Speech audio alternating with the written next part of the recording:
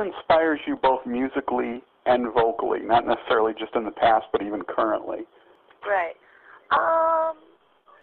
Some of my favorite singers are Lisa Gerrard is my favorite female singer. She's a singer for Dead Can Dance. She also sang all over like the Gladiator soundtrack. I just think she has the most amazing, beautiful voice I've ever heard. And then I love Bjork.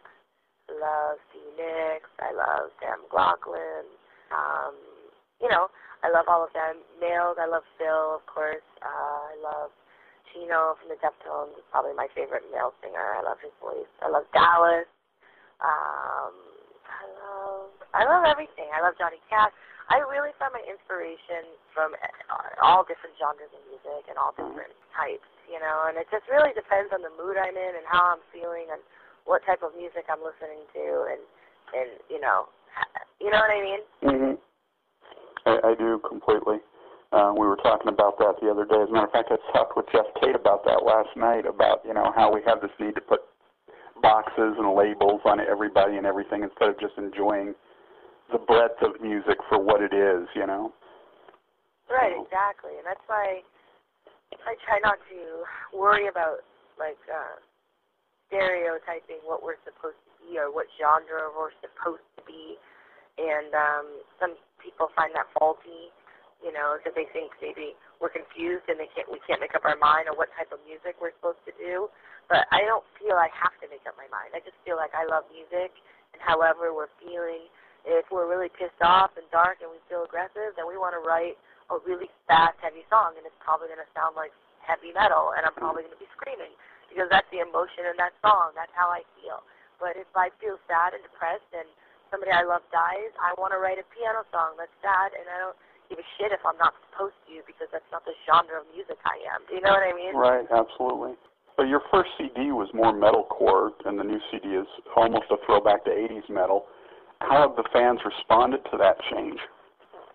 I think that, we got all really good write-ups on it. I think that the only negative we got at all was maybe some people missed the heavier side of things, and they missed more of the screaming and things like that, because that's what they love and that's what they look for in music, those specific people. Right. So, you know, that's a bummer if you feel like fans who like one thing aren't being fulfilled in something else, you know, but you really got to follow your own heart, and I really believe that. So it was a bummer for if, you know, but we really didn't get a lot of negative feedback. We really didn't. The next album is going to be definitely a bit darker and have a heavier feel to it, but that's because that's how I naturally feel right now. I feel darker, and I feel like I want to write kind of a heavier album, and that's naturally where I want to go right now, and I think that's what it has to be about. Or else it's going to sound contrived and not natural, and I think people know that, and they can hear that. Right. Yeah, and you said you wanted more clean vocals on this record because they're more challenging for you, and the Dream has very little screaming at all. But will it be more of a middle ground between the two albums, or do you think you're going to go more back towards the first album? No, I think it'll be middle ground. I don't think it's going to be, I don't feel, I feel just darker in general. I feel like it's going to have a darker vibe over it all. That doesn't necessarily mean screaming. You know what I mean? You can, to me, Beautiful Tragedy, I barely scream in it, but it just has a darker, heavier feel. Right. The song Beautiful Tragedy.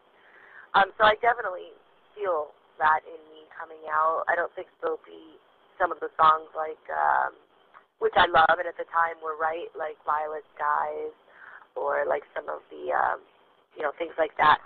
But I think it's still going to have an inspirational feel. So that's the only way I can explain it. It's going to be kind of darker, heavier, but still have kind of a beautiful, inspiring sound to it. So I like to have a light at the end of the dark tunnel where, we get a lot of fans that are suicidal and dark, and thousands and thousands of emails and letters of how we help them through dark times. And so it's not going to be like a jump off the bridge dark album. Right. Let's all kill ourselves. It's not going to be like that. But it's going to be, because sometimes things are darker and harder, and that's real, but that doesn't mean it's not a light at the end of the tunnel type thing. Now, will you guys be working with Kevin Churko again on the new CD, or? Yeah. So, excellent. So you guys already have a feel with him and everything. Yeah, we love him. Really, really good for us. He got stuck in genres. You know, he's worked with Ozzy, Five Finger, all the way to Shania Twain and Britney Spears. I mean, the guy is like, he knows music, and he's not stuck in anything. He just loves good music. So, and he's really great temperament for all of us. And me and Chris are both really passionate, and we fight a lot when it comes to music and decision-making. And we're both leaders, and we're both fiery. And we respect Kevin so much, and he works with us in such a specific way that there's no fighting.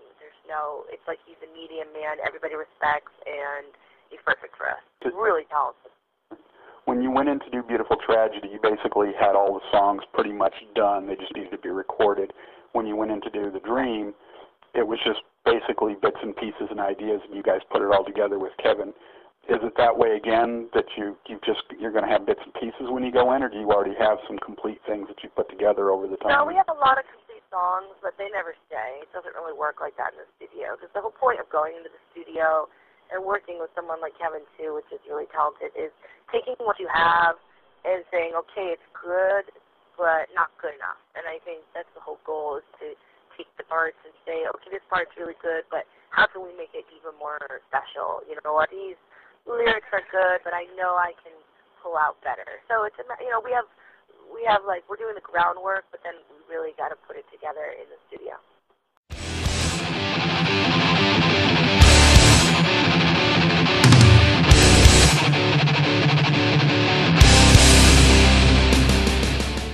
I may have misunderstood this. Is Jesse no longer in the band? No, he's not in the band anymore. Okay, so he was replaced by Kyle? Yeah, Kyle actually is filling in for him right now, but, you know, he wants to be in the band, and we love him. So it's kind of like he's doing like a try-out type thing, you know what I mean? Kyle is working out really great. He's got a good attitude. He's a really good performer, and he seems like he has good temperament to be in our band. You know, we have so many different attitudes and people involved and stuff, so he seems to fit well with us. Right, it's all a matter of gelling in the environment and everything. Yeah. And he's got to pay his dues, the right, of course. part. And, you know, because we've been together for a while, and he's never, you know, he's toured a little bit with his old band, but not really like hardcore touring, not in a van and RV and things like that, because he went right into a tour bus, so we all give him shit all the time. But he's pulling his weight, and he gets up and he loads, and so he's paying his dues. Now, you guys spend a lot of time on the road each year, and I know you were mentioning which tours went best at stuff this year, but do you have a favorite band you enjoy touring and playing with more than others?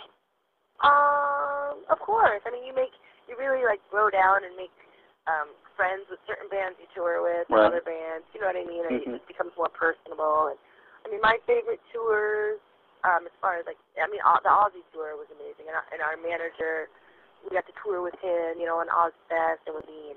So that was one of our, you know, just outstanding tours, just in Madison Square Garden. And I think we all love Five Finger Death Punch. That was one of my favorite tours. We made friends with them. I love Ivan. That was a great time. And 36 Crazy Fists, those are one of our favorite people. I love Sandus from Walls of Jericho. So certain bands that you just get a special connection with. Yeah. Now, we talked a little bit earlier about, you know, the whole hottest women in metal thing, but as a woman in metal, are you finally seeing a new level of acceptance that certainly wasn't there a decade ago? You know, women in metal breaking through that barbed wire ceiling?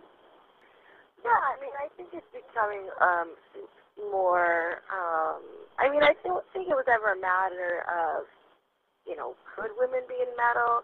I just think there wasn't a lot of them, so people weren't quite used to it type thing, you know, it's like throwing girls out onto the football field with all the football players, and everyone was like, what's going on right now? You know what I mean? So I just think people are just getting a little bit more accustomed to it and realizing that it's, you know, being in music is an emotion, and it's an attitude, and it's talent. It doesn't matter if you have boobs or you don't. You know what I mean? It has absolutely nothing to do with it. So I think people are realizing that it's just, you know, it's a specific talent, and it's a specific music, and it doesn't matter if it's a guy or a girl doing it. It's just a matter of, do they do it good, and is it real, and does it sound authentic, and, you know, that's it.